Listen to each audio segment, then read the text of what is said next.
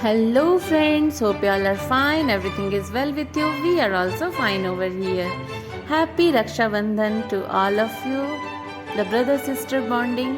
Raksha Bandhan is a Hindu festival celebrating the bond between brothers and sisters.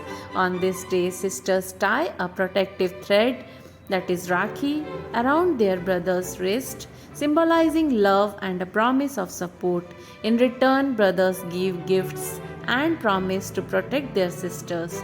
The festival promotes the importance of family ties and reinforces the sense of duty and care among siblings. So, I have tied my Rakhi for 2023.